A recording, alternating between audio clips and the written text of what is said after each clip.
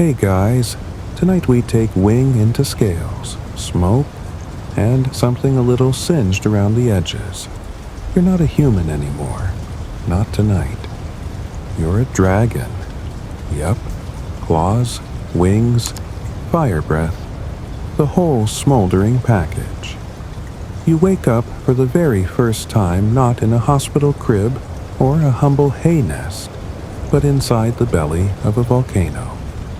The nest is a ring of lava-hardened basalt, glowing slightly at the cracks like a neon donut from the underworld. Your eggshell is no longer around. You've already crushed it beneath your own talons without realizing. The air is so thick with heat that breathing feels like swallowing warm honey. Slow, dense, and strangely comforting. It smells like sulfur, toasted rock, and something ancient. You don't know what ancient is yet, but your body remembers. You crack open one eyelid. The glow of magma reflects off the red gold scales covering your nose. That's your nose, which is large. And you snort, because apparently snorting is your first voluntary action as a newborn dragon. Molten sparks fly from your nostrils. A tiny puff of fire bursts upward and fizzles out with a sound like sizzling bacon. Welcome to the world. You're dangerous already, but also kind of adorable. So, before you get comfortable, take a moment to like the video and subscribe, but only if you genuinely enjoy what I do here. Let me know in the comments where you're listening from and what time it is right now. I always love seeing the global bedtime parade. Now, dim the lights. Maybe turn on a fan for that soft background hum. And let's ease into tonight's journey together. You climb over the rocky edge of your volcano nest, claws clicking softly on obsidian. Your nest rests inside a vast caldera, like a giant soup bowl carved into the mountain. Pools of lava bubble lazily below, their gurgling rhythm as soothing as a lullaby. It shouldn't be relaxing, but it is. Heat and danger feel like home. Nearby, other nests shimmer in the red light, each with an equally squirmy, wobbly hatchling trying to figure out what to do with their tails. Yours is absurdly long. You keep tripping on it. One little dragon accidentally sneezes and lights their own wing on fire. No worries. A lava dip fixes it. Dragons are tough that way. In the distance, you spot an older dragon swooping across the sky, her scales reflecting glints of deep emerald and bronze. Her wingspan could cast shade over an entire village. With a single beat of her wings, she ascends into the ash-hazed clouds like she owns the wind. Which, to be fair, she might. You watch her, enchanted. Instinct tells you that flying is in your future, but not yet. Right now, you need to explore the caldera. You're still figuring out the basics, like walking without stepping on your own claws. The terrain is jagged and uneven, with sharp basalt ridges and glittering crystals embedded in volcanic rock. A few younger dragons bump into each other, their screeches echoing like music in this natural amphitheater. Now, here's a quirky tidbit. Ancient Roman soldiers used volcanic ash to make concrete that still survives today. That stuff? Basically dragon crib material. You're napping on nature's cement mix. As you stumble through the ash trails, a glowing creature about the size of a cat scampers out from behind a rock. It looks like a rabbit, except it's made of semi-transparent ember light and doesn't have a face. Instead, it has 3 floating orbs that blink independently. It squeaks, a sound that makes your spines ripple, and darts away, leaving behind a trail of warm dust. You chase it, because of course you do. You pounce and pounce again, learning how your limbs bend. You don't catch it, but you do accidentally leap into a pool of shallow lava. Hot? Yes. Painful? Not really. It's more like a warm mud bath. Your scales absorb the heat and radiate it back out in waves of orange. You sink for a moment, sighing. This is delightful. And then a deep rumble echoes from the volcano's throat. The ground trembles. The magma bubbles higher. A warning? Nope. Just digestion. Turns out the mountain is a dormant giant, snoring through its million-year nap. Historians still argue whether ancient people interpreted such sounds as divine messages or bad omens. You just yawn. Time for a nap next to a lava fountain. As you curl up, something surprising happens. You start to dream. Not just baby nonsense, but full, vivid visions. Flying above stormy seas. Facing off against a creature with dozens of wings. Laughing with an impossibly old dragon whose scales are etched with glowing runes. Are these memories? Premonitions? Genetic download from your ancestors? You stretch, sending tiny sparks dancing from your wingtips. Sleep hugs you like a velvet cloud. When you wake, the sun is setting. The ash sky turns soft purple. Shadows stretch long across the caldera. One by one, dragons launch into the evening air, their wing beats stirring the smoke into ribbons. You feel the pull too, a gentle pressure in your chest, like your lungs are bored of breathing and want to taste sky instead. But before that first flight, there's a sound, a hollow thud from the cave wall behind your nest. You turn your head. A shell fragment, your shell. Still steaming, with an odd symbol etched into the inside. You didn't do that. No one's touched it. Yet there it is, glowing faintly blue. It looks like a map, or a message. Whatever it is, it's not from this moment, and neither are you, fully. But before you can think too much, your wings twitch. It's time. You step to the edge of the ledge, look down into the smoke and the lava glow far below, and leap. Flap, flap, flap, flap. You do not fall. Not entirely. Your wings catch air, or something like it. The wind sings in your ears. You are airborne. A baby, yes, but a baby dragon. The sky has never smelled sweeter. You're in the air, and immediately you regret it. Sure, you technically know how to fly. Your wings spread. They catch the warm updrafts spiraling out of the volcano, and for a brief, glorious second, you're weightless.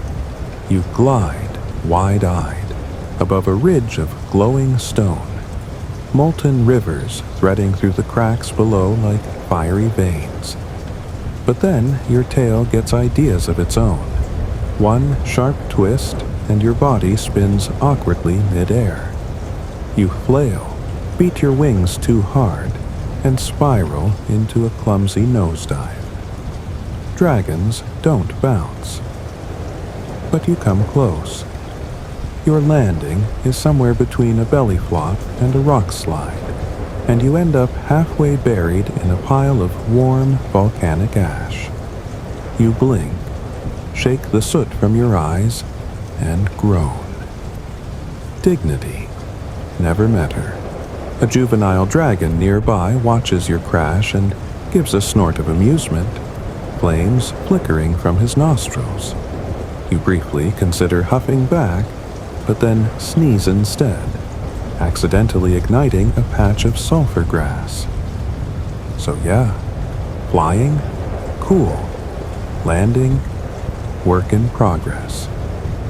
The valley you've landed in lies just beyond the volcano's lip, sheltered by jagged obsidian walls.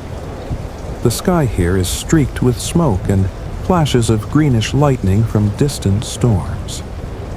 Strange light dances across the stone, reflections from the sky's chaos above. You've heard the adults murmur about this place in deep, rumbling tones. The Valley of Smoking Mirrors. It's not on any maps, which makes sense. Dragons aren't big on cartography. Still, every young dragon is warned to avoid it. You were told it warps your reflection, whispers secrets not meant for hatchlings, and sometimes steals faces. Naturally, you head straight in. The stone under your feet becomes glassy and smooth. Reflections ripple along its surface, echoing your movements but never quite in sync. When you blink, your reflection doesn't. When you turn your head, it grins. Yeah, this is fine. As you walk deeper into the valley, the wind hushes, as if holding its breath. Your claws tap against the glassy ground with crystal chimes. It's both beautiful and unnerving, like sleeping in a museum next to a suspicious statue. Suddenly, the air splits with a whisper. It doesn't come from ahead, or behind, or above. It comes from inside. Little ember, where will you burn? You stop cold. That wasn't your thought. You're 94% sure you didn't just think that on your own. A ripple runs through the mirrored valley. For a moment, your reflections multiply, hundreds of you, in every direction. Some look older, some have twisted horns, one seems to be made entirely of mist. They all look back. Historians still argue whether early civilizations feared dragons as beasts or revered them as messengers. You think randomly, because apparently your brain copes with supernatural stress by reciting trivia. From the corner of your eye, you spot movement, a blur in the glass. You whip around, nothing there. Then, just at the edge of your vision, your reflection winks. Not creepy at all. You take a deep breath. Big mistake. The air is thick with silvery vapor. You cough, and for a second, the world glitches. The valley flickers. Stone becomes sand. The sky becomes ocean, and a monstrous eye opens in the clouds above before blinking out of existence. You don't scream. You're a dragon. You roar. It's small and raspy, but still. Points for effort. In response, the mirror ground beneath your feet rumbles and cracks. Thin spiderweb fractures race outward in all directions. The glass hums, vibrating with energy. You leap backward, wings flaring, just as the center of the valley splits open. From the fissure, smoke pours upward, and within it, something takes shape. A shadow creature, draconic in shape but made entirely of void and flickering stars. Its eyes burn like comets, and when it speaks, the air bends. Fireborn, stormbound, you are late. Late for what? Before you can ask, the creature vanishes, sucked backward into the crack as quickly as it appeared. The valley stills. The glass smooths. Your reflection stares back, confused but still intact. You shake yourself off, literally. Ash and fragments of mirror slide from your wings. You've had enough mirrors for one day. You flap once, twice, and leap into the sky again. This time you glide lower, close to the valley edge, riding thermals until you find a ledge to perch on. Your chest is still tight. Your tail twitches nervously. What was that? You gaze out over the valley from above. From this angle, it looks serene, harmless even. But you know better. The valley shows you not what is, but what might be, or what already was, or what you're afraid could happen. You make a mental note. Valleys with sentient reflections equals bad nap zones. But something else lingers in your mind. That voice, that creature. You are late. Late for what? A meeting, a transformation, a prophecy you don't remember being part of? You don't know. But the skies are wide, and dragons don't stay grounded for long.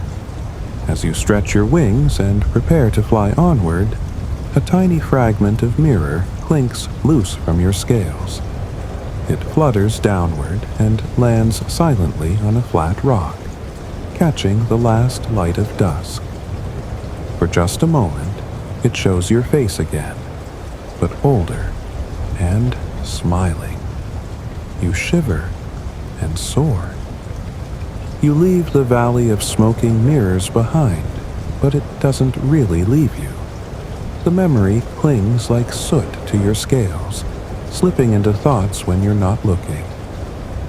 The whisper still echoes in your head from time to time, soft as smoke, maddeningly vague. Little ember, where will you burn? The answer, apparently, is everywhere, because now you're flying for real.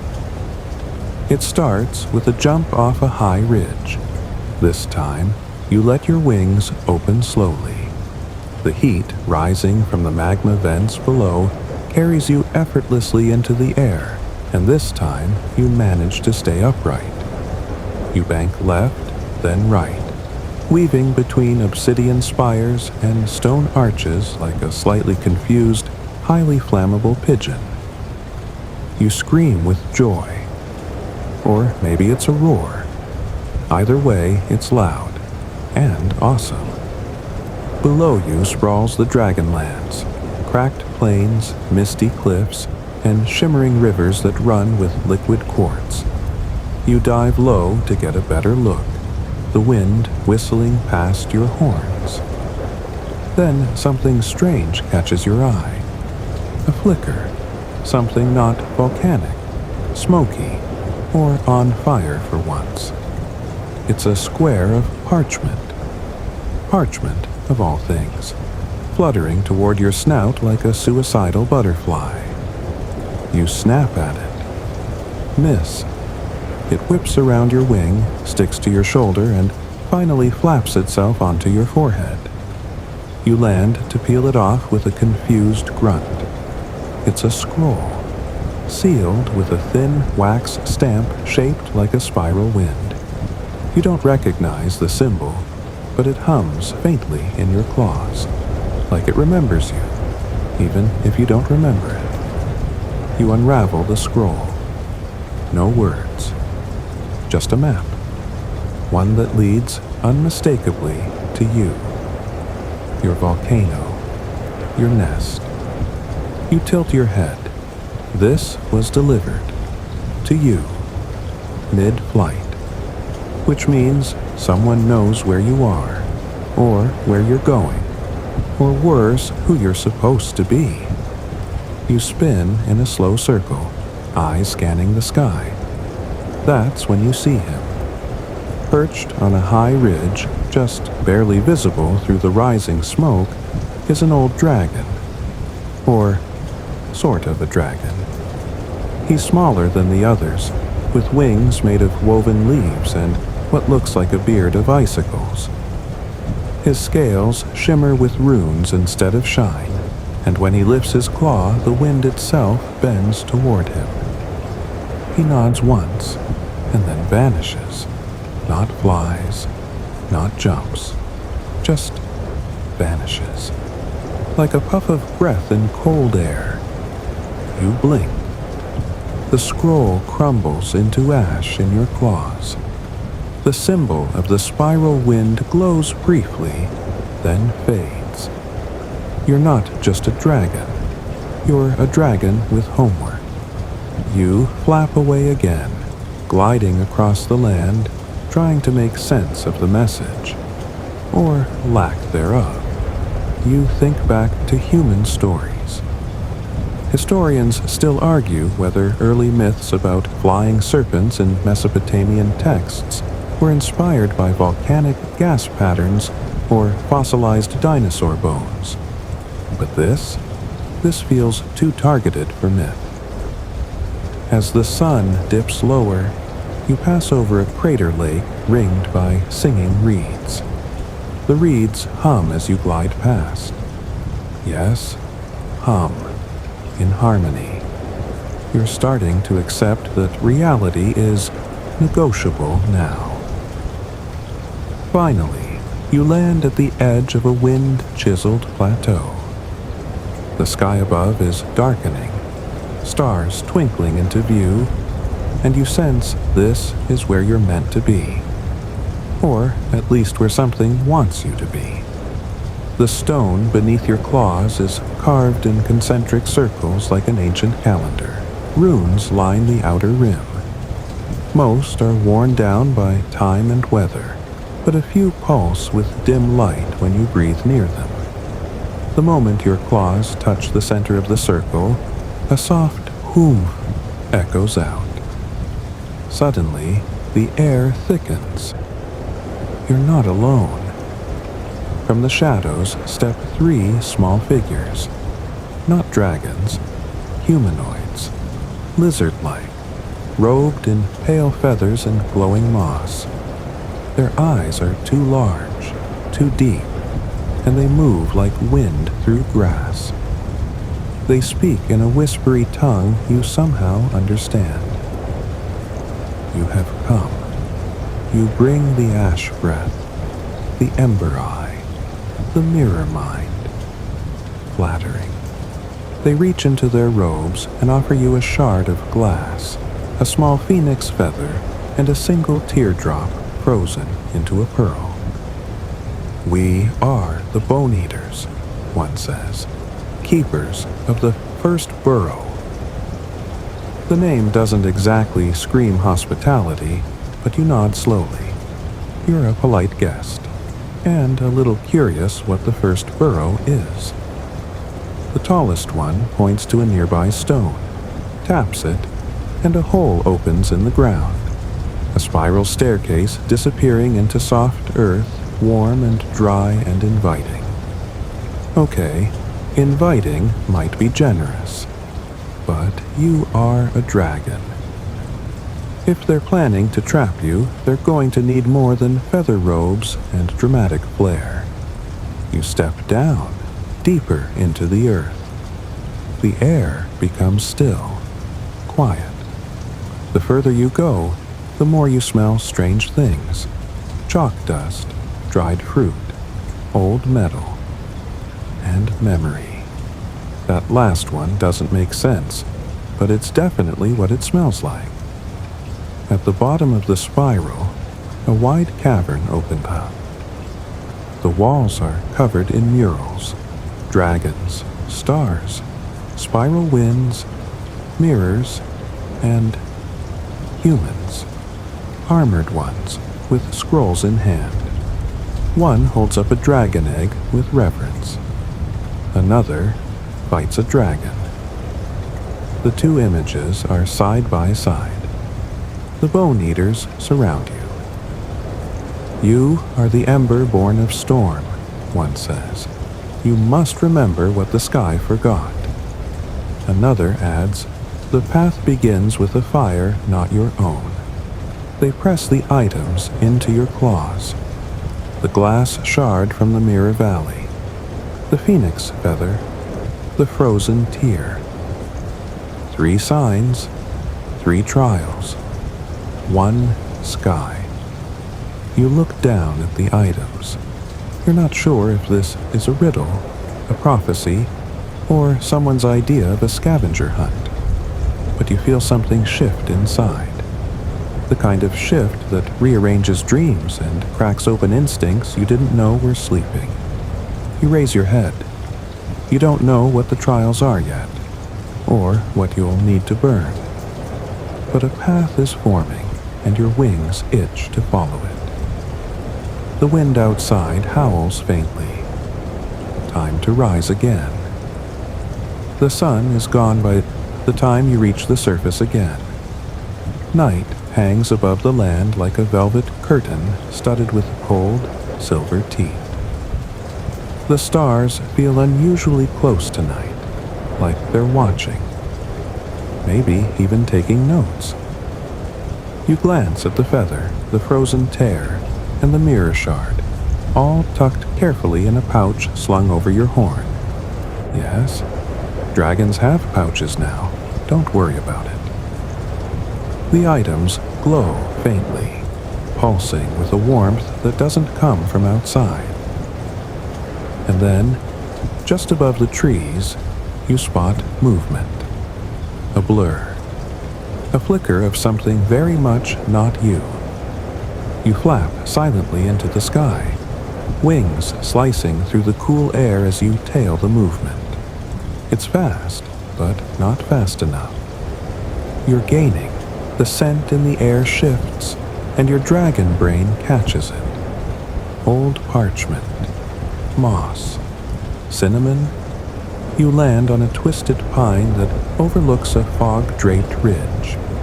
There he is again, the hermit, smaller than you. Wings folded like he's not used them in decades. His beard hangs down to his claws, woven with frost and lightning bugs. A scroll case is strapped to his back, and he's muttering to a beetle the size of a dinner plate perched on his shoulder. You clear your throat. He doesn't startle. Instead, he nods like you're late for a meeting that only he scheduled. So, he says in a voice like tree bark, you finally got the scroll. You nod. You didn't read it, of course. You frown. It was blank. He smirks. Only to those who haven't earned the ink yet. He reaches into his satchel, pulls out a tiny vial, and tosses it to you. You catch it in one claw. It's filled with liquid starlight. You swear you can see constellations swirling inside. As you watch, one of them winks at you. Bold move. Drink it, the hermit says, settling down like he has all night. Dragons aren't really built for sipping, but you manage. The starlight burns cold. It races down your throat, and the world blinks. Suddenly, you're not here. You're somewhere else. A sky full of falling embers. Ash covering a kingdom. A massive black dragon, nothing like you, burning forests with breath that smells of metal and forgotten promises. And then, a child. Not dragon. Human, holding up a mirror to the dragon's face. And the dragon stops. Not because of the mirror, but because of what it sees in the mirror. It sees you. The vision vanishes. You're back by the pine tree. The hermit is watching you closely, one claw tapping against the bark. Memory isn't just behind you, he says. Sometimes it's waiting ahead. He hands you the scroll case again. Now try. You open it. Words spill across the parchment like ink waking from a nap. Symbols, maps, fragments of old stories, and, strangely, a drawing of your own face. Slightly more regal, sure, and with better lighting. But it's definitely you. You look up. What is this? He sighs. It's your syllabus. You blink. My what? Your course material. You didn't think becoming a skyborn worm of balance and flame was instinctive, did you? No. There's curriculum. There are essays. You stare at him. He smiles. Relax. Most of it's oral. He points toward the horizon, where the clouds are beginning to curl into the shape of an enormous eye. That way lies the stone circle. Moonfire trial. First real step. Trial? You ask, though you're already flapping your wings. Don't worry, nay, he calls. The moon's only sometimes watching. Cool. Thanks. Super comforting. You rise again, carrying your glowing pouch and your syllabus and your existential confusion into the sky. The air smells sharper now, laced with electricity and something older than weather. Far below, nestled in the trees, lies a field of standing stones. They shimmer faintly under the moonlight, casting shadows that don't match their shapes. One of the stones is taller than the others. You aim for that one. The second your claws touch down, everything shifts. The sky shivers. You are no longer in the real world. Or maybe the real world is just feeling experimental tonight. Either way, the stone circle is active. The stones hum.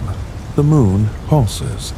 A line of glowing symbols appears around the base of each pillar, shifting in and out of scripts you recognize from the scroll.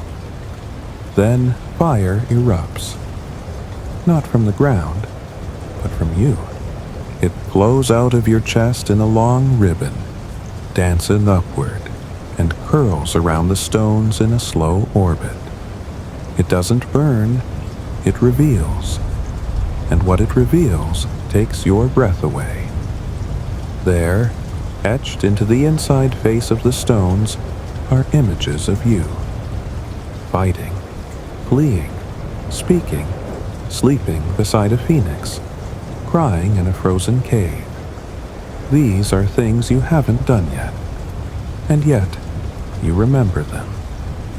Historians still argue whether dragons dream in linear time. You mumble to yourself because you need to say something to keep from completely unraveling. Then, from the center of the circle, a beam of silver light descends. Pure moonfire. It washes over you, and you feel seen. Every bad landing, every awkward sneeze, every question you've tucked under your wing. And then the light sharpens. It demands, "Show me who you are." You hesitate. Then reach into the pouch and raise the mirror shard, the phoenix feather, and the frozen tear. The light accepts them. A second later, the symbols on the stones flare. The vision fades, and you're alone again. The stone circle is silent. You feel different, not stronger, not wiser, just brighter, somehow, like a candle newly lit, even if the room is still dark.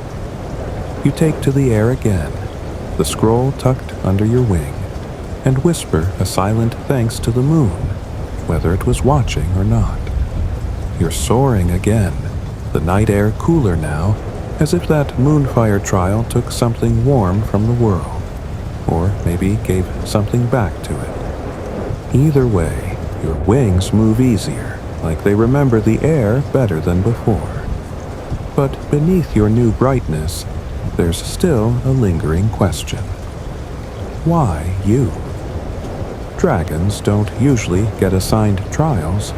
You've heard the others talk. Most of them sleep on gold, wrestle boulders for fun, and judge each other's flame-throwing range. None of them are carting around magical feathers and enchanted tears like some winged intern on a mystical errand. You bank right, gliding along the edge of a jagged ravine carved by ancient lava flows.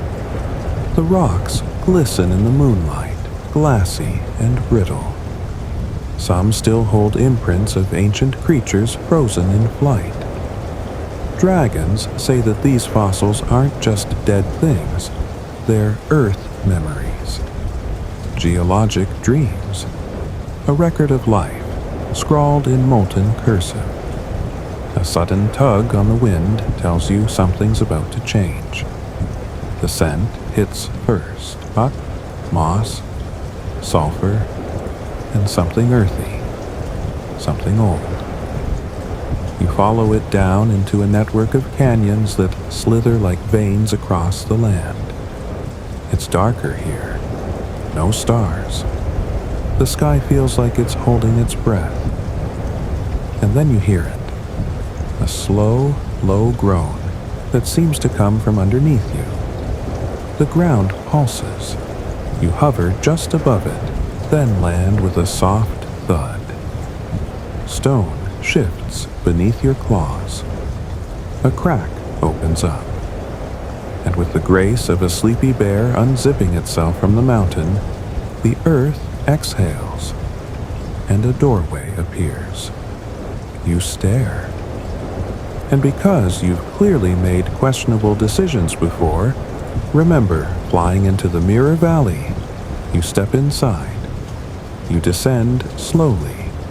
The tunnel is warm, like the breath of some creature that's been dreaming for 1,000 years.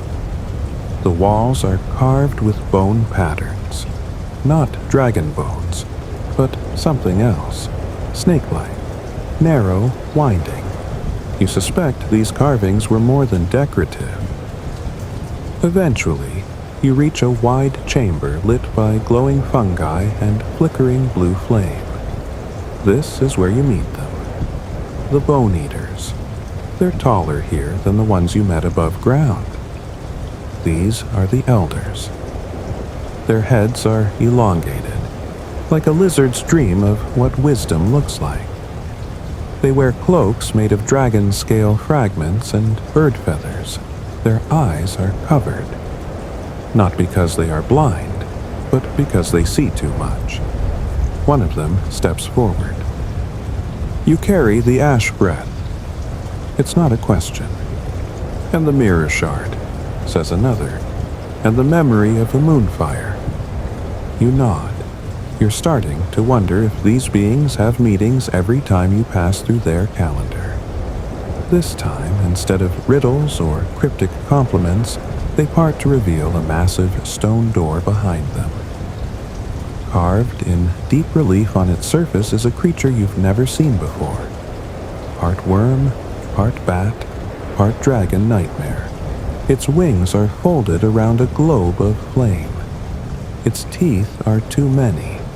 The words above the door say, in a language you don't remember learning, within waits the first hunger. Sounds fun, you mutter. We do not open this door, one of the elders says. Not anymore.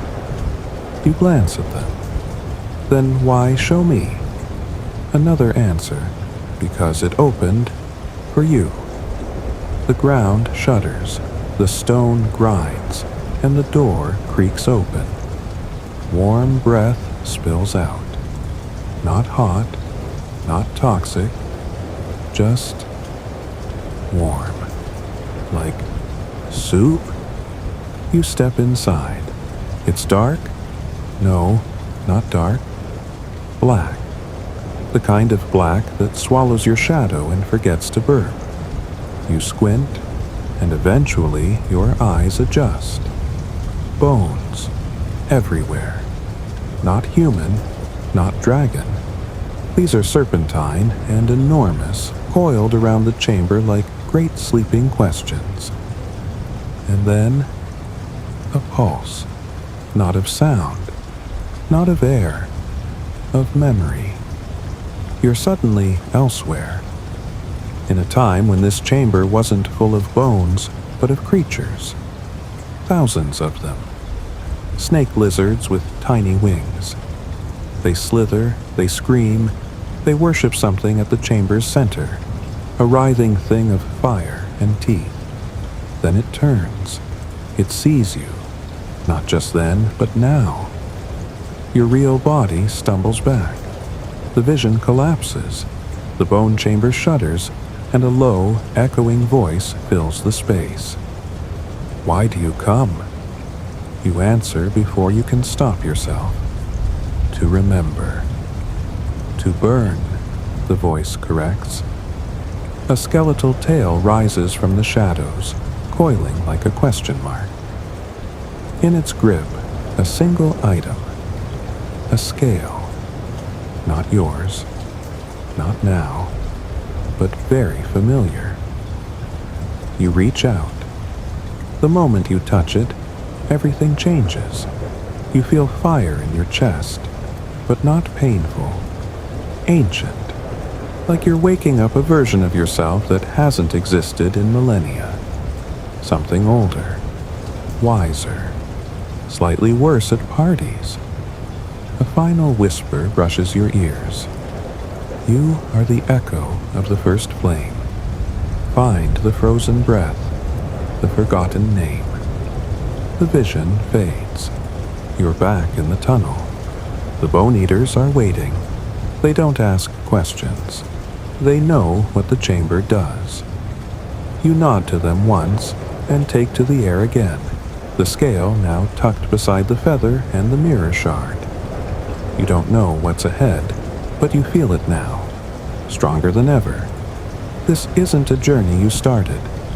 It's one you're continuing, and something, or someone, is waiting to see if you'll finish it. The air above the Bone Eater tunnels is strangely quiet. Not still, just hushed, like the world's waiting to hear what you'll do next.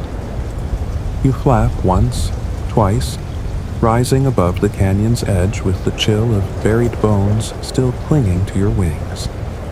You fly for hours, maybe more.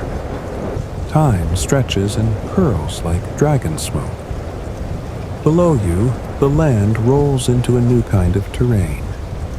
Blackened stone, giving way to wide, red dunes and jagged cliff faces. Thunder growls on the horizon. The clouds here are lower, heavier. Something electric dances in the wind.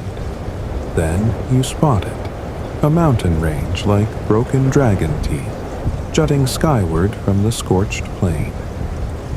At its center looms the tallest peak of all, jagged, angry, and crowned with storm clouds. The Ember Range. You've heard whispers. Young dragons swap stories like candy. The storms here are alive. They remember insults. They hold grudges, and they bite. You circle once, then dive lower. A hot gust smacks you sideways. The air crackles. Static charges your horns. You try to steer, but the wind keeps shoving you off balance. The closer you get to the peak, the more the sky growls. Then lightning strikes. Not the mountain. You. White light floods your vision. Your muscles clench. You're upside down, spinning, spiraling. You can feel the heat crawl along your spine. You crash into the side of the mountain with a sound like 1,000 cymbals taking a tumble. You don't move for a moment. You're smoking. A little. Then you lift your head, blink through the haze, and groan. Okay. Add struck by lightning to your resume. You sit up slowly, wings twitching. Your pouch is intact.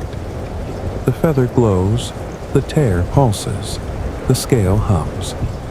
The mirror shard? Still slightly judgy. But something's different. Your chest feels full. Not with breath, with charge. The lightning didn't just hit you, it joined you. You hear laughter, not mocking, curious. Above you, a group of sky beasts flits through the clouds. Elemental creatures shaped like flying manta rays, crackling with lightning at the edges. They fly without wings, riding air currents like riverboats. One dives toward you, its eyes glowing like twin moons. "You're not cooked," it says in a voice that's more thunderclap than sentence. "Nope," you reply, dragging yourself upright.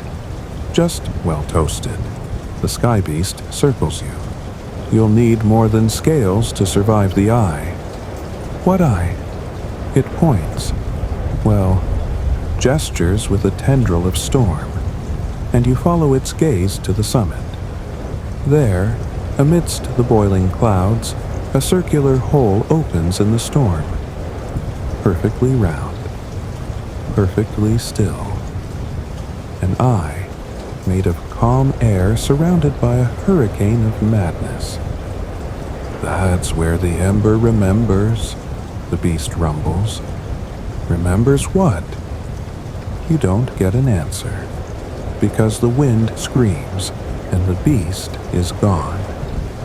Left alone on the mountainside, you stretch your wings, still tingling with leftover voltage, and leap. The ascent is brutal. The wind fights you every flap. You grit your fangs and press forward, muscles burning, scales crackling. Lightning brushes your tail every few seconds, like a bored cat with electrical claws. Higher, higher, until calm. You pierce the storm wall and emerge into the eye. It's silent. The air is still. No clouds.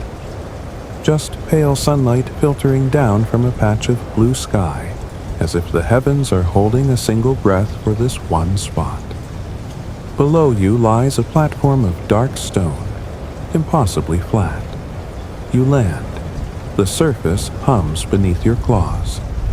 In the center is an orb, suspended, glowing faintly orange, surrounded by 6 jagged rocks.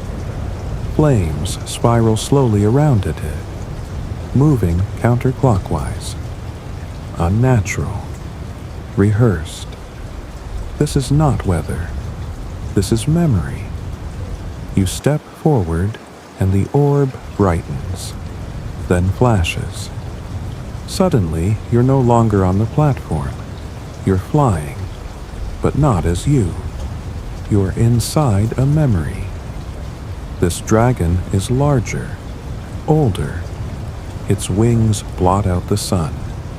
Its breath melts cities. You feel its fury. It's not fighting for land. It's not defending eggs. It's burning because it forgets who it is. It forgot why it began flying in the first place. And in its forgetting, it became the storm. The memory shifts. You see creatures fleeing below, not just humans. Griffins, serpents, small dragons huddling under wings too small for battle. And then, the memory shifts again. You see yourself, not as the dragon of flame, but as the dragon who watches. The dragon who remembers, who chooses to remember. You blink. Back on the platform, the orb dims. The air is still warm, but gentler now, like the storm has forgiven you. You take the scale from your pouch and hold it over the orb. The flames shift direction. Now they spiral clockwise. A wind brushes your face, not harsh, but soft, like a sigh. Something settles inside you. Lightning hums in your chest, but no longer wild. It's tuned, it listens, and it waits. The eye of the storm begins to close. You leap into the air again, charged with something deeper than electricity. Understanding, you don't need to tame the storm. You need to remember that you are the storm. You coast downward through the thinning clouds, the storm's echo still fizzing beneath your scales like tiny bells. Your wings ache, your chest hums with stored lightning, and you smell faintly like burnt cinnamon toast. Dragon Edition. Below, the landscape has changed again. Gone are the scorched peaks and thunder-punched cliffs. Now, you soar above a vast sea of green, rolling jungle canopies swaying gently, dotted with mist that curls upward like dragon breath at dawn. The air here is damp, almost drinkable. You descend slowly, savoring the sudden peace. You spot a wide river winding through the forest, glinting like spilled silver in the morning light. A school of glittering fish leaps in synchronized arcs, and somewhere below, something huge bellows in a language too old for words. You land in a clearing where ancient trees lean protectively over a circle of stone totems. Each is carved with faces, some draconic, others animal, a few distinctly humanoid. Their eyes are hollow, but they seem to watch as you step forward. In the center lies a massive, petrified tree stump, its surface polished like glass. It shimmers faintly, pulsing in sync with the scale in your pouch. You perch on the edge, your claws tapping thoughtfully. So, Jungle Oracle, what now? A wind rustles the leaves, then a voice, soft, high, and teasing, drifts in from nowhere and everywhere at once. Nice of you to drop by. You always did take your time. You spin around, no one. Then, from the vines above, a form drops. Not a dragon, not quite a beast.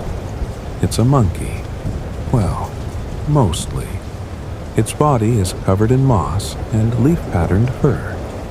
Its tail splits into three. Its eyes, two swirling galaxies that blink slowly at you, like you're a riddle it almost remembers. Call me Kurtu, it says, swinging lazily into a seated position. Jungle archivist, keeper of inconvenient truths, also fan of mangoes. You blink. That's specific. Kurtu nods sagely. Very. You're here for the mirror, I suppose. I already have a piece of it. Oh, no, Kurtu says, hopping onto your snout without asking. That's a shard. Decorative. The mirror is elsewhere. It shows things that make even dragons pause mid-battle, which, frankly, is impressive. You sigh, gently tilting your head so Kurtu slides into the grass. So, where is it? The monkey grins. Buried beneath the jungle that remembers. But be warned, the memories here bite. He waves a paw, and vines peel back to reveal a staircase made of root and stone, spiraling downward into darkness. You descend. The tunnel smells like earth and damp time. Strange carvings line the walls, battles, births, dancing shadows. Every few steps, a torch flares to life without your help. Then the floor shifts beneath your feet. You're not walking anymore. you're watching. A dragon, younger than you, flits above this very jungle. Carefree, powerful, but it doesn't see the trap. A net woven of thoughts and guilt. It crashes. Kurtu's voice whispers near your ear. Memory vines. They feed on regret. They'll show you what could have happened. More images flicker past. This time of you. Of choices you almost made. A friend you nearly abandoned. A time you nearly stole instead of protected. Historians still argue whether ancient dragon cultures punished forgetfulness or worshipped it. Some scrolls that forgetting was divine, letting go to fly freer. Others say forgetting was the first betrayal. As you walk deeper, the images slow, grow more personal. You see yourself curled around the glowing feather, not to guard it, but to hide from it. Because memory can hurt more than fire. At the bottom of the stairs is a chamber. Smooth walls, no carvings. Just one pedestal. And on it, a mirror. It's round. The frame is etched with vines, moons, and talons. And when you peer in, it doesn't show your reflection. It shows your doubts. You as a hatchling, afraid of flying. You hiding your tears after your first burn. You pretending not to care when a mentor vanished into the ash. You try to look away. You can't. Then the shard in your pouch begins to glow. Light spills from it, and you press it gently to the mirror's surface. For a moment, nothing. Then the glass shivers, and the reflection changes. You see yourself now, battered, charged with stormlight, but standing tall. You've faced flame, memory, thunder, bone, and loneliness. You're still here. The mirror nods, or maybe that's just your reflection, but either way, it cracks, not shattering, opening. From inside, you pull a small stone tablet. It's warm to the touch, and etched with the shape of a dragon coiled around a sun. You don't know what it means yet, but your heart tells you it's the next clue. Back at the top of the stairs, Kurtu munches on a mango. "Find what you needed?" he asks, juice dribbling onto his fur. "Yeah," you say, tucking the tablet beside the feather, tear, scale, and shard. "But I still don't know what it all means." Kurtu nods, swallowing noisily. "That's because you're trying to understand the ending before you finish the flight. Classic dragon mistake." He tosses you a mango. "Eat up. The desert's next." You raise an eyebrow. "Desert?" He grins. "Oh, did I not mention? It's made of glass, and it remembers nothing, so try not to forget yourself while you're out there." You sigh. Of course it is. The jungle recedes like a closing book behind you. With Kurtu's mango half eaten in your claw, sweet, with a tang that lingers like a prank. You take off into the sky again, the wind sticky with mist and memory. The shard, now dimmer, sits snug beside your growing collection. The lightning feather, the ancient tear, the molten scale, and the sun-carved tablet. A strange family of relics, each pulsing in its own rhythm, like puzzle pieces or warnings. The world ahead gleams gold and white, blinding in contrast to the deep greens you've just left.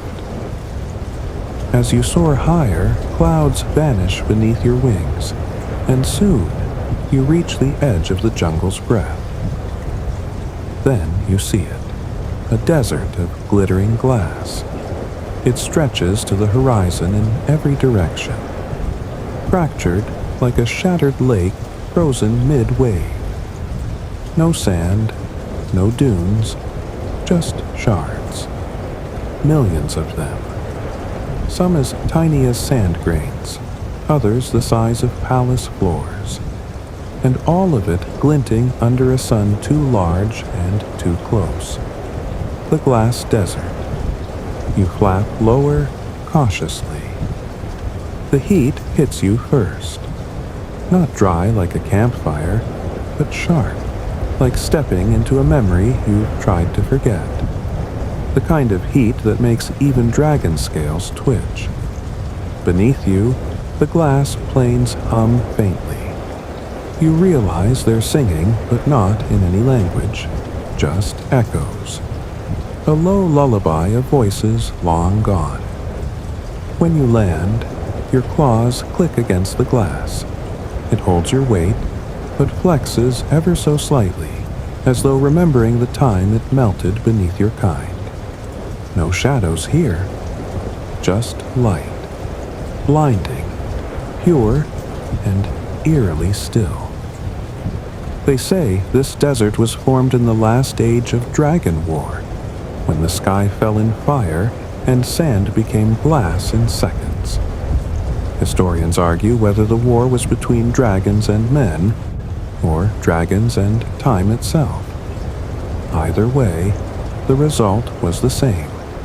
Obliteration so thorough, even memory refused to linger.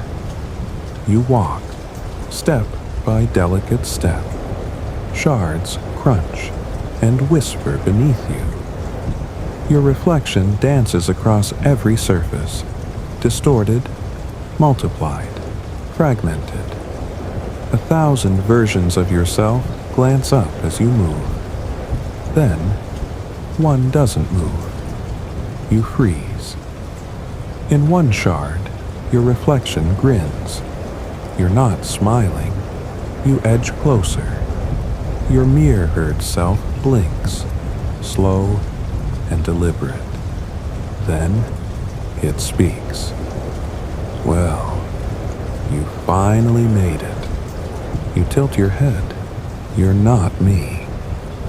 I'm who you could have been, if you'd chosen differently. If you hadn't flown into that first storm, if you hadn't spared the phoenix, if you hadn't cared. You take a slow breath. Why are you here? To remind you, in a place that forgets everything, someone needs to remember you. The image flickers. Then, from the shard itself, a long crack creeps outward, spreading like frost on a winter window. The reflection distorts, then vanishes. The shard collapses into silver dust. You step back, carefully. You glance at the desert. Some of the shards around you begin to shift, move, forming shapes. Dragons. Dozens. Glass dragons, like sculptures brought to life, each translucent and gleaming. They circle slowly, wordless and deliberate. You brace yourself. Flame gathers in your throat. But they don't attack. Instead, one breaks from the group and approaches. Its wings are too thin to fly, its legs impossibly spindly, but it bows. And then it speaks, not aloud, but through the glass beneath your feet. We are echoes, born of forgotten choices. You blink. Forgotten by who? By everyone, even you. Another echo steps forward. This one flickers with a shade you recognize. The curve of its snout, the tilt of its horns. It's your mother. You feel your chest clench. Not real, you murmur. Just memory. The echo nods. But we're all you've ever left behind. We remember what you forget. And now, we ask you, will you take us with you? Or leave us here, as the world did? A pause. You reach for the pouch. The relics glow faintly, especially the tear. You remember something the cave dragon told you, that the tear doesn't belong to any one creature. It belongs to loss itself. You take it out, hold it in your claw. The glass dragons react instantly. The tear pulses, and each of them flickers like candlelight in wind. Then, together, they kneel. You touch the tear to the glass. The desert sighs, not loudly, just a hush, like pages turning in a sealed library. The glass softens beneath your feet. Shards knit together. The heat fades. The echoes begin to fade, but this time they don't shatter. They lift like mist, drifting upward in a spiral of light. As they vanish, the desert quiets. In the place where they stood, something new appears. A sunken platform, and on it, a fragment of a horn. Yours? No. Too old, too dark, too heavy. You pick it up. It hums, low and steady, and as you touch it to your chest, it fits against the tablet perfectly. Another piece. You rise into the air again, the glass desert spreading beneath you like a sea frozen in 1,000 regrets. But now, it's quiet. No reflections, no whispers, just wind and sky. As you soar away, a final shard catches the sun, and in it, for the briefest second, you see your reflection again, smiling. This time, it's real. The wind carries you away from the shimmering stillness of the glass desert. As the last glints of light fade behind you, the world ahead darkens, not ominously, but with a kind of expectant hush. Below, the land shifts from hard to soft, brittle to damp.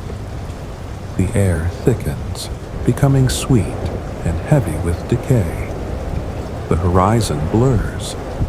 Fog hugs the hills like a lover that refuses to let go. You're entering the Mirelands. No maps mark this place. Most who wander in don't return. Or if they do, they come back, rearranged. Physically fine, but emotionally scrambled, like someone tried to fold their soul into origami and gave up halfway through. The trees here look like they've forgotten how to grow. Some lean too far, others knot themselves into strange symbols. Their bark is etched with patterns you don't understand, like someone tried to write music using only pain and mushrooms. Historians argue whether this place was once sacred, a holy grove used for rituals, or just a natural anomaly, an evolutionary cul-de-sac where the weird came to thrive. You land, claws squishing into soft moss. The ground breathes under your weight. Immediately, the fog responds. It curls around you like a curious cat, brushing your wings, testing your scales. Then it settles, coating everything in a soft, shimmering dew. You step forward. A sound follows you, not footsteps, but slurps. The land is swallowing its own echoes. Still, something draws you deeper. The relics vibrate. Then a shape appears. A hut, slouched against a crooked tree, as if the two are holding each other up out of sheer stubbornness. The structure is thatched with woven leaves and bound by spider silk. A single candle glows in the window. You knock, because dragons are polite, obviously. The door creaks open on its own. Inside, it's larger than it should be. Way larger. like someone built a cathedral inside a shoebox. Shelves float in mid-air. Jars whisper to each other in forgotten dialects. A fireplace roars with no fuel. It smells like rosemary and regret. A figure floats down from the ceiling, literally floats. She's humanoid, but made of stitched plant matter. Vines for hair, bark for skin, eyes like moonstone marbles. "Ah," she says, not surprised at all. "Finally, took you long enough." You blink. "You were expecting me." "Of course not," she snorts. "But I hoped. There's a difference. One's passive, the other brews tea." She gestures.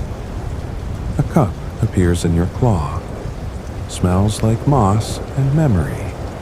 You sip. Tastes like the time you first learned to fly. She hums. "You're carrying echoes," she says, "from the desert, and grief from the jungle, and pride from the mountain. You're gathering pieces, yes?" You nod. She leans forward. Her voice softens. "And do you know what you're assembling?" You hesitate. A path. Maybe. A truth. She smiles. "Close. You're rebuilding the dragon who first broke the sky." You blink. She explains. "Long ago, before maps and kings and bedtime stories, there was a dragon so vast, so ancient, that his wings were confused for continents. He didn't breathe fire. He dreamed it. One day, he tried to rewrite the world's rules. To do so, he shattered himself, broke into artifacts, let others carry the pieces forward through time. Each item you've gathered is part of that choice. Historians still debate whether this act was noble or just a cosmic tantrum. You glance at your pouch. "Am I supposed to become him?" She chuckles. "No, darling. You're supposed to forgive him." A pause. Then she waves her hand. From a drawer behind her, a small orb floats out. Crackled, like a pearl caught in a lightning storm. "The heart seed," she says. "One of the last pieces, but it must choose you." It hovers in front of you. Waits. You reach out. It doesn't move. Then, slowly, it leans into your touch. Glows faintly. Accepts. As it melds with your relics, a surge of warmth spreads through your chest. Not power. Not strength. Clarity. The hut begins to fade. The woman smiles. Go. The winds shift. You turn to leave, but pause. "What are you?" She shrugs. "I'm the librarian of broken things, and you, dear dragon, are overdue." Outside, the fog has thinned. The trees straighten just a little, and the swamp, once murky and endless, now parts to reveal a single narrow path lined with tiny bioluminescent flowers. As you lift into the sky again, the myerlands below murmur their farewell. Not with words, but with a quiet sense of being seen. You carry on. The wind is different now, cooler, crisper. You're getting closer. And the next piece? You won't be flying to it. You'll have to dive. The clouds begin to thin above you, not because you're rising higher, but because the world below is calling you down. There's an ache in the wind, an old gravity pulling at your wings, whispering that the next fragment of your journey doesn't belong to the skies or the earth. It belongs to what lies beneath. A lake appears on the horizon. Not just large, but impossibly vast. It stretches beyond what your eyes can measure, edges smudged by mist, water black as forgotten ink. There are no birds here, no trees at the shore, just smooth obsidian stone, and silence so deep it feels judgmental. This is the Stillwater Abyss. Scholars argue whether this place is natural or conjured. Some claim a moon once crashed into this part of the world and carved a crater so profound that it tapped into the underworld's tears. Others whisper it's the burial site of a giant sea god who drowned in his own loneliness. But you're not here to debate theories. You're here because the relics in your satchel are humming wildly. One in particular, the heartseed, beats like a second pulse. You hover over the water, wings outstretched, and then you fold them in. You fall. There's a moment, maybe half a breath, when your entire body tenses. Because dragons, majestic and monstrous as you are, aren't meant for deep water. Your scales are made for storms, your lungs for thunder, not this slow, suffocating quiet. You hit the surface with a force that should shatter mountains, but the water parts like velvet, and you keep going down. It's not dark. That would be too easy. No, this is worse. It's translucent. Everything around you glows faintly, like the lake is pretending to be gentle. Light filters from above, bending unnaturally. Bubbles rise around you, slow and fat, like they've forgotten how physics works. As you descend, ancient structures come into view. Domes, spires, stone archways curled like sleeping beasts. A sunken city. It's not ruined, it's preserved, waiting. You land gently on the submerged street. Your claws touch tile mosaics older than history. Scenes are etched in glass and coral. Dragons speaking with whales. Storms shaped like faces. A mountain cracking open like an egg. You recognize one of them. It's you, but not quite. Same eyes, same snout, but thinner, gaunter, like a version of yourself that never healed from something. That's when you realize these aren't carvings of the past. They're predictions, or memories of futures that never happened. You don't know how, but you know it's true. You explore deeper. The buildings are sealed, but the water lets you pass as if it approves. Then, finally, a chamber. It's spherical, perfectly smooth, with a pedestal in the center. Upon it rests the next relic, a scale, not yours, but close. Matte black with veins of gold, pulsing with something alive. You step toward it, and instantly the water stiffens. The chamber reacts, walls ripple. A voice stirs, not heard, but felt, like someone humming in your bones. You carry pieces unearned. You snort. Excuse me? The voice continues. What have you given? What have you sacrificed? You collect and collect. But do you know what it means to lose? A challenge. Cute.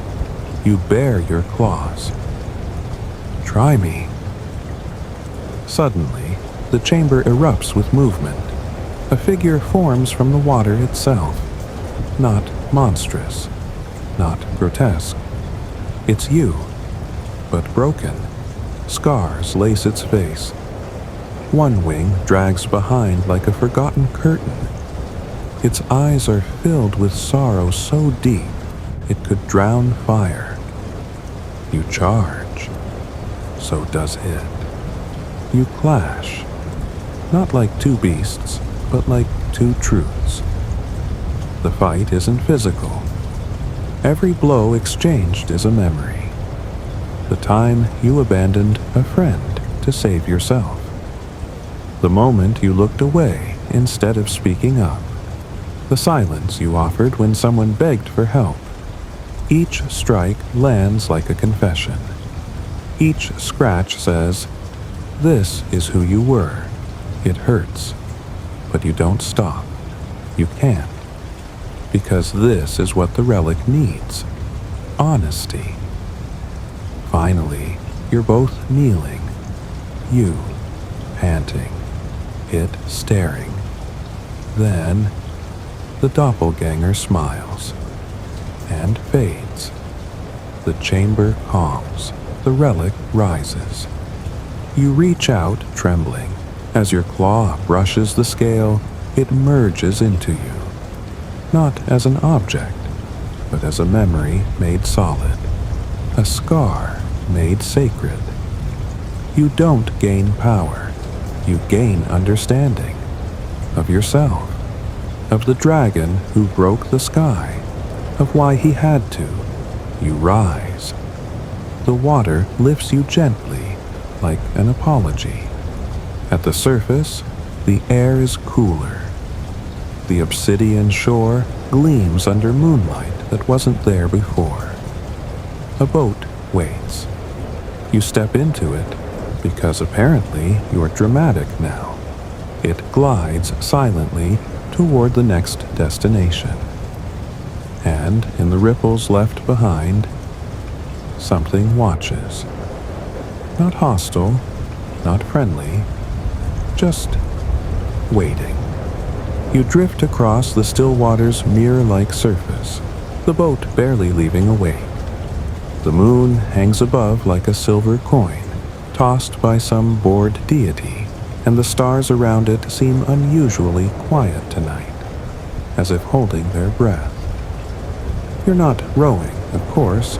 Dragons don't row.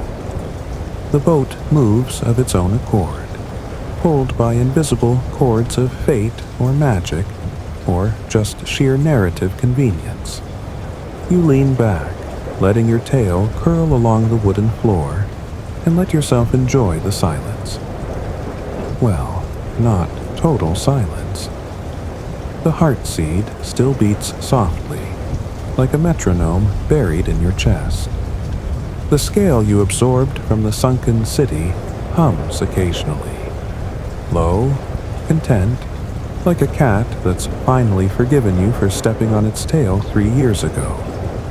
Then, without warning, the water ends. The boat glides onto dry, cracked earth, scorched, flat, and dark, like a land that forgot how to bloom. You step off, claws scraping brittle soil, and the heat rises in waves around your snout. It's not sun heat. No, this is deeper. Geothermal. You're walking on the cooled lid of a dormant volcano. Or, possibly, not so dormant. Some historians still argue whether dragons shaped volcanic geography through nesting rituals. A few fringe texts even claim that Krakatoa was accidentally ignited by 2 bickering drakes trying to one-up each other's mating dance. You know better. You just know this place smells like sulfur, regret, and really old bones. In the distance, a structure rises, tall, blackened, and jagged like a charred cathedral. It's a forge, or what remains of one. Not built for humans, not even dwarves. This was draconic architecture, half grown, half summoned, entirely fireproof.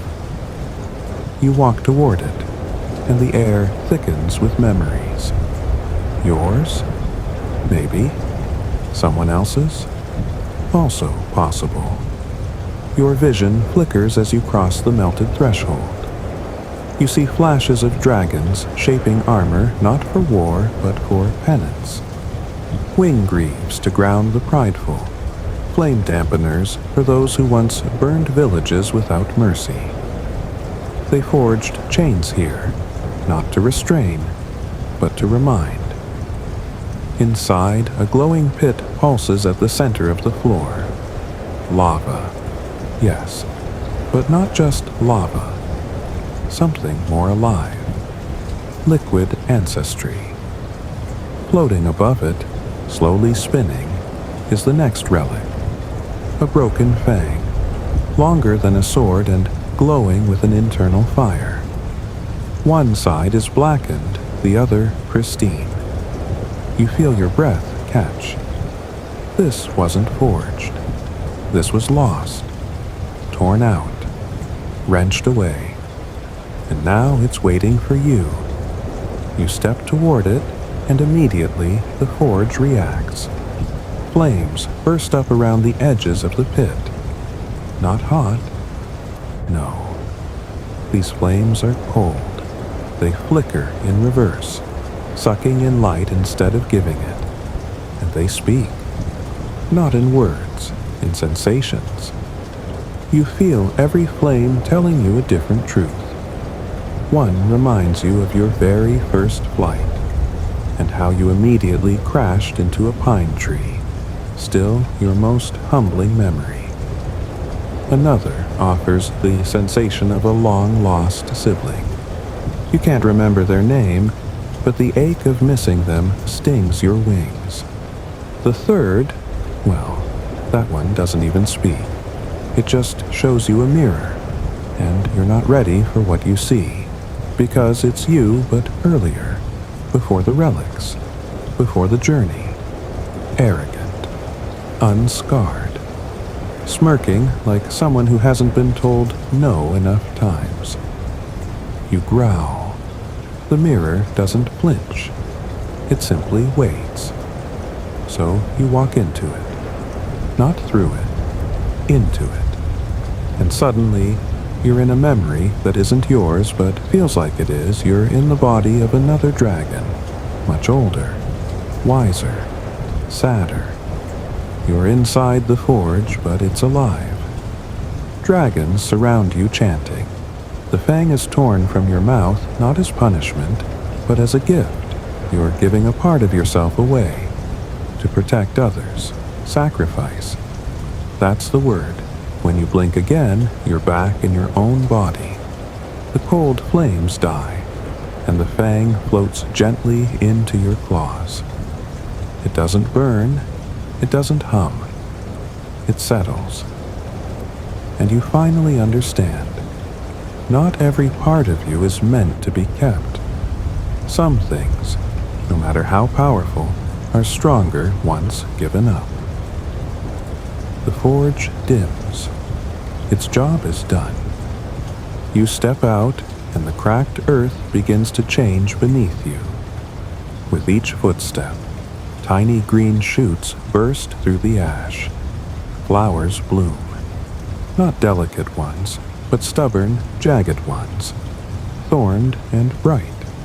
The kind that doesn't ask for permission.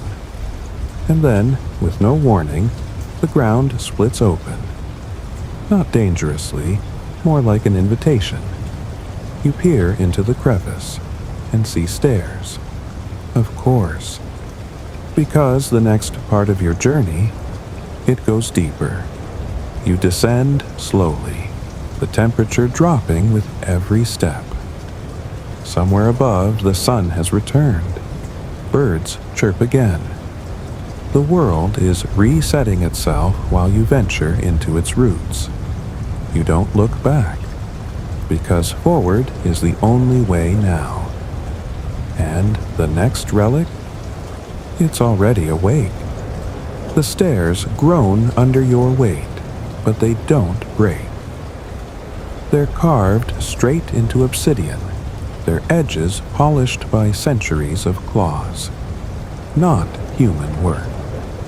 These were made for talons and tails. The deeper you go, the quieter it becomes, until even your breath sounds too loud. Eventually, the air thickens, not just with age, but with expectation. It smells faintly metallic, like old coins or blood that hasn't yet realized it should congeal. You find yourself in a cavern so vast, your wings twitch with the urge to unfurl. But you don't, because at the very center, lit by soft violet flame, lies something strange. A mirror. No, wait, not a mirror. It only looks like one, but instead of reflecting, it's absorbing, pulling in light, heat, even memories. It ripples occasionally, like a pond reacting to the thoughts you haven't spoken aloud. You step closer. The surface shifts. Now, it shows you a castle, a very human one. Tiled roofs, a crooked spire, a weather vane in the shape of a rooster who has clearly seen better days. You know this place, or at least part of you does. It's the site of the Great Accord. Historians still argue whether the Accord was a genuine peace treaty between dragons and mankind or simply a political theater to buy time before the next skirmish. What you remember is the scent of roasted onions, spilled ink, and the nervous sweat of kings pretending they weren't terrified of you. But you weren't at the Accord, were you? No, that was your ancestor, the one whose memories echo through your bones when you sleep too long. And this relic isn't an object. It's a memory pool, a collection of ancestral thoughts suspended in liquid crystal, a historian's dream, a dragon's burden. You watch as the surface shows another memory, a young dragon teaching a child how to read by scratching letters into the dirt with her claws. The child, defiantly human, laughs every time the dragon messes up the curves. You feel proud, embarrassed, protective. You don't know, because you're not just watching memories now, you're starting to absorb them. The pool responds, rising slightly like a creature eager to share its burden. Tiny droplets leap up, clinging to your scales, your snout, your eyelids. They don't sting. They whisper. Names you didn't know you remembered. Places you've never been, but can now smell. Stories your kind never told out loud, but always carried in their hearts. Did you know that during the Tang Dynasty, dragons were considered auspicious symbols, not monsters? A few dusty scrolls from that time even depict dragons attending imperial banquets disguised as noble guests. Fringe stuff, obviously. But now you wonder, was that you, or someone who looked just like you? You place a claw gently on the pool, and it accepts you.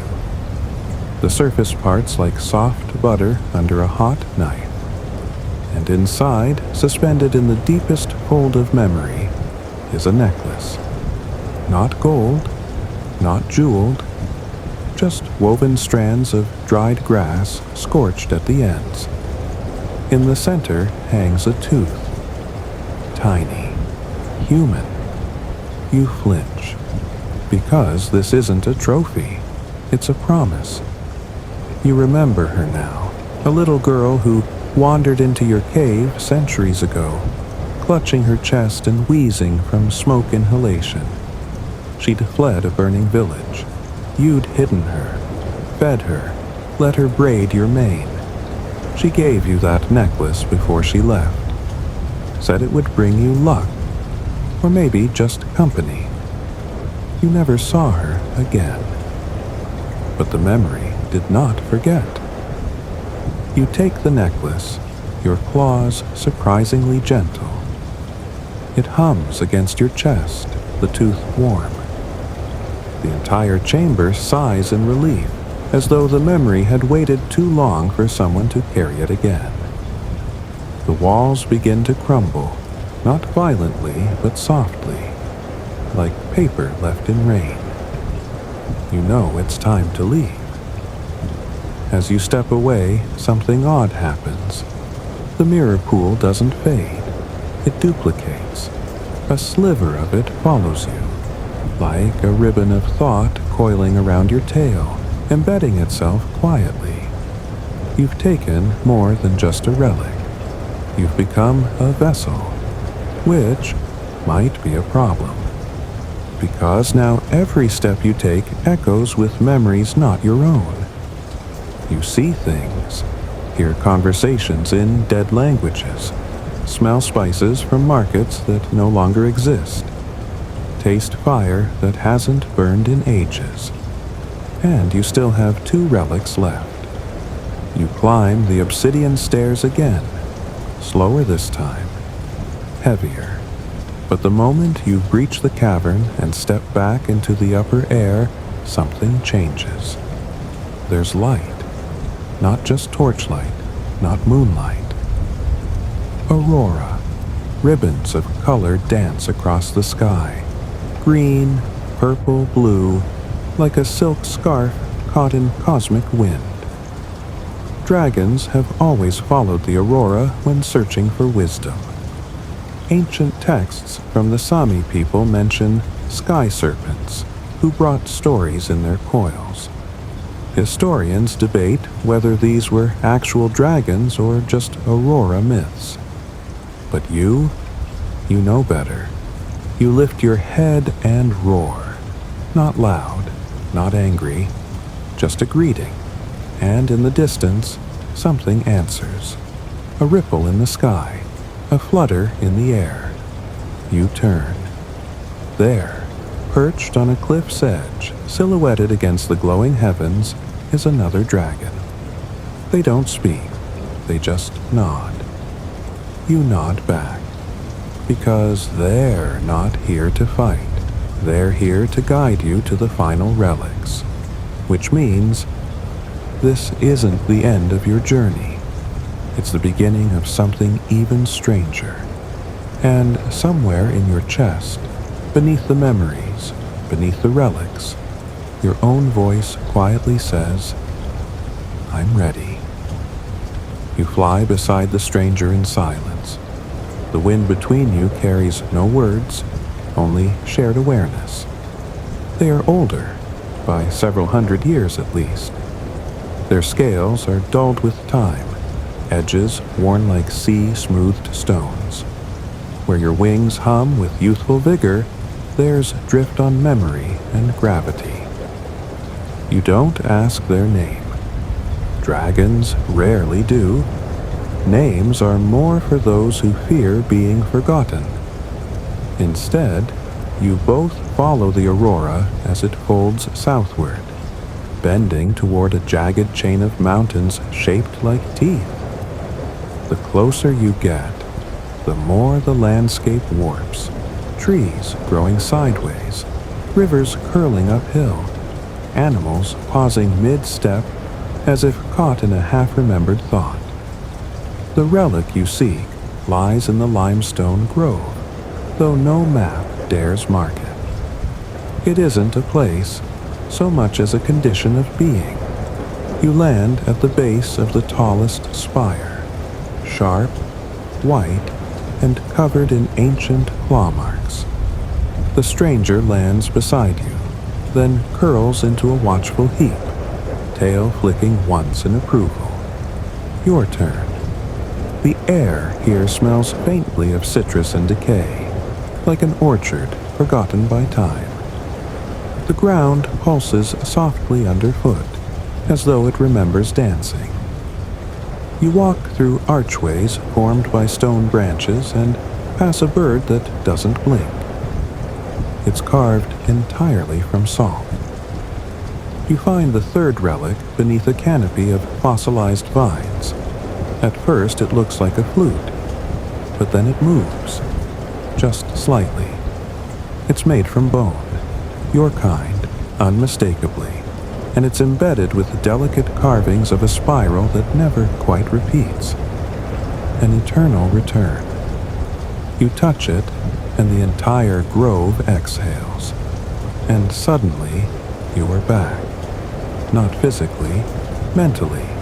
Your claws are smaller, your wings still wet. You're in a nest, and you're surrounded by siblings, 6 of them. They chirp and bite and bump into you with the haphazard affection of youth. It's your first memory. You didn't even know it was still there, but you're watching it from outside. And then, shift. You're in a volcanic crevice, watching 2 dragons duel in the sky. But they're singing. Their voices resonate like instruments. The battle is less combat, more competition, like jazz with teeth. You remember this vaguely, an old tradition, long outlawed, of settling disputes through aerial music. Historians still argue whether the dragon duels ever truly happened or were poetic metaphors. Ancient texts from the Caucasus describe winged choirs that cut through clouds, but they were always dismissed as hallucinations caused by altitude sickness. Now, you know better. You pull your talon away from the flute. It has grown warmer. You notice new grooves in it. Not just the spiral now, but a series of notches, like tally marks. Each one represents a memory. Not yours. Not your ancestors. These are unclaimed. Which means this relic isn't a flute. It's a library. You bring it to your mouth and, without fully knowing why, you blow. A single note escapes. Pure, high, and barely audible.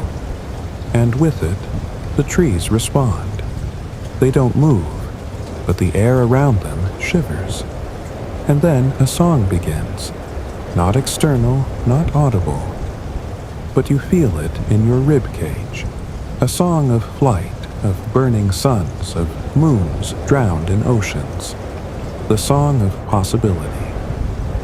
Your guide, the older dragon, lifts its head. It hears it too. The song offers visions.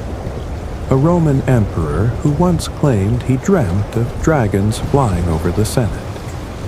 A fresco unearthed in Pompeii, long eroded, that depicted a dragon teaching a woman how to dance. Fringe ideas, but not unheard of. You watch one final vision. A dragon, very old, kneeling before a human child wearing a crown of reeds. The child speaks a word that's now extinct, but the meaning vibrates in your mind. Remember me. You blink. You're still in the grove. The relic is quiet again, but it's changed. Not in form, but in density. It's heavier with meaning now, like a book returned to a shelf after generations of reading. You tuck it beneath your wing, and just like that, your companion stands. Without a word, they stretch their wings and begin to rise. You follow. As you gain altitude, the grove shrinks into abstraction, a place that once was, a place that might still be, if you remember it well enough. The final relic awaits. You both fly in silence for hours, riding the thermal layers as the sun begins its slow descent. Clouds stretch thin like silk across the horizon, and you pass flocks of birds that split around you like schools of fish. Your guide suddenly banks left and you follow. There, beneath you, is the strangest terrain you've seen yet. Not forest, not desert. A quilt of landscapes, mismatched and stitched together. One square smells of cinnamon. Another tastes like regret. Some are frozen in autumn. Others cycle through weather like moods. In the very center, a tower. But it's upside down, suspended from the clouds like a stalactite. And at its tip hangs the fourth relic. You land on a floating stone and stare up at the inverted spire. How do you reach it? Your companion chuckles softly. At least you think that's what that gurgling growl is, and gestures upward with a lazy flick of the wing. Ah, this is a leap of faith moment, isn't it? Classic. You take a breath, coil your legs, and leap. The air grabs you differently this time. Lighter, thinner, and suddenly the world flips. Now the tower is upright, and gravity has decided it likes you again. Inside, a soft bell rings. You step through its doorway, knowing the final relic is near, and knowing somehow that your journey isn't about power anymore. It's about memory, and what you choose to carry forward. The inside of the tower is unlike anything you've seen before. It doesn't have rooms, not in the usual sense. Instead, it has layers, ribbons of air that fold around each other like ancient scrolls. You fly, not walk, drifting upward through corridors shaped by pressure and song. Your wings hardly move. The tower wants you to rise. On each level, the wind speaks differently. At first, it murmurs in riddles, words curling like incense smoke. Then it whistles in forgotten tongues, languages lost not because they died, but because they were too honest to survive. By the fifth level, it sings lullabies to no one. And on the sixth, it listens. That's when you realize this tower wasn't built to store relics. It was made to remember what wind has heard. Dragons don't speak casually. Every word is carved in breath and heat. And the wind never forgets. You reach the final chamber. There is no door, just a current that nudges you inward like a friend guiding you through grief. Inside is the relic. It's simple, just a feather. White, fragile, flickering slightly like candlelight. But it isn't from any bird. It hums, with stories, with sorrow. You touch it gently, and suddenly you are not yourself. You are 100 voices tangled into one. You are a mother in the eastern winds, teaching her child how to fly using only rhythm and intuition. You are a dragon exiled to the mountains, whispering your regrets into snowflakes that never melt. You are 1,000 unheard prayers screamed into hurricanes. You are the roar of the first fire, the gasp of the last breath. You pull back, overwhelmed. The feather floats softly back into the chamber's center. This is no ordinary relic. It is the last breath of the first dragon, a relic of wind, memory, and choice. You hear the tower speak, not in words, but in certainty. Will you carry them?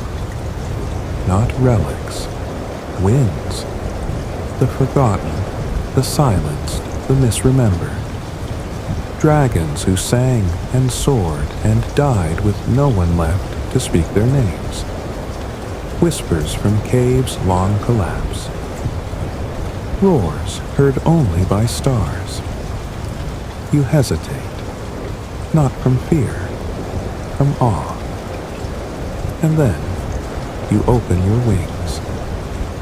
The wind rushes in, not violently, but gratefully.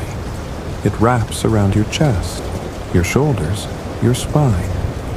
You feel it burrow into the marrow of your bones.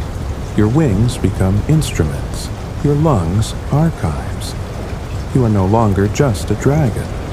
You are the keeper of lost winds, a title with no crown, no throne, and no glory, but one of sacred duty.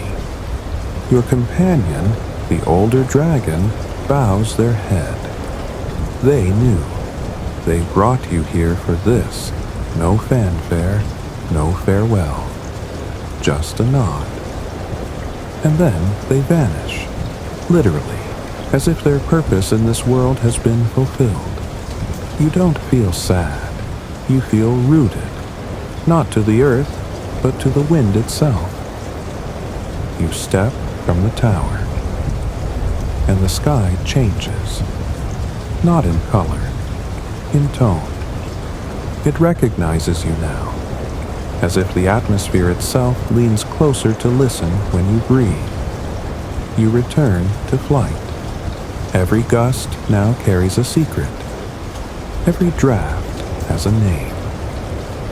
Every breeze is a breadcrumb. The winds begin to guide you, not toward home, but toward something greater. Your final destination, the Celestial Roost, a place spoken of in murmurs and meteor trails, where dragons ascend not to die, but to transform. You don't need a map. The winds themselves pull you now. Each current like a memory, each gale a guiding hand. Your wings slice through thinner skies, the air colder, crisper, laced with stardust you didn't know you could taste. It's like chewing on frozen hope. The stars begin to rearrange above you. Not literally, of course. Constellations stay mostly put. But something about their presence changes. They don't twinkle, they watch. You fly toward a constellation shaped like a spiral. 7 stars curved like a shell. It pulses slightly, not like a lighthouse, but like a heartbeat. The Celestial Roost. Dragons don't die here. They dissolve into something different. As you rise higher, you begin to notice echoes of others. Translucent shapes. Older dragons. Younger ones. Wings that flicker like moonlight on water. They aren't ghosts, they're echoes. Winds that chose to stay behind, just long enough to guide you in. One of them nods at you as you pass, a dragon made entirely of shimmer. No words, just understanding. And then the roost itself appears. Not a throne, not a fortress, no flaming citadel or shimmering temple. Just a vast, swirling ring of clouds, slowly rotating around a single floating island. It's covered in glassy stones, moss that glows slightly, and one solitary tree, leafless, silver, and humming softly. You land, and the clouds settle. For the first time, you're completely alone, yet absolutely connected. You approach the tree. It doesn't bloom, it doesn't whisper, it breathes. This is where dragons come to unburden their wings, to shed names, titles, duties. You kneel. Yes, kneel. Not out of submission, but respect. And for a moment, nothing happens. Then, a pulse. It starts at your chest, rippling outward like sunlight underwater. You feel your scales loosen, your memories soften, your fears dissolve, and then your wings vanish, not in pain, in peace. You no longer need to fly, because now you are the wind. You rise, not in body, but in presence. You stretch across valleys, through forests, under rivers. You sneak into children's dreams and whisper old lullabies. You coil around mountain peaks and listen to the thunder. You become every dragon who was ever forgotten, and every dragon yet to be born. Historians still argue whether the celestial roost is myth, metaphor, or metaphysics. They debate if dragons truly vanish there, or simply let go of being dragons. You would smile if you still had a face. Instead, you swirl, endless, weightless, remembered. And from somewhere below, a hatchling dragon stretches its wings for the first time. You're there, gently nudging the air beneath them. You always will be. And now, everything slows. The sky no longer burns with stars. It cradles them, like glowing marbles in soft velvet. The winds settle, curling into ribbons that wrap around the high branches of that silver tree. Your presence drifts like morning mist over a quiet lake. There's no hurry, no danger, just peace. You don't need to move. The world turns beneath you now, and you float beside it like a gentle satellite. Somewhere far below, the forest sleeps. The oceans breathe in low tides. Even the volcanoes are dozing tonight, their dreams warm and wordless. The final memory drifts through you. Not a roar, or a battle, or even a flight. Just a soft breath, shared between two dragons beneath a rain-soaked sky. You can't tell if it was yours, but that doesn't matter anymore. All that matters is the quiet. The kind of quiet that follows a story told fully, a life lived freely, and a storm finally passed. So you settle, into stillness, into wind, into myth. If you're still awake, that's okay. But if your eyes are heavy now, let them close. The skies are watched. The winds are kind. And you, keeper of ancient breath, are home. Sweet dreams, little dragon.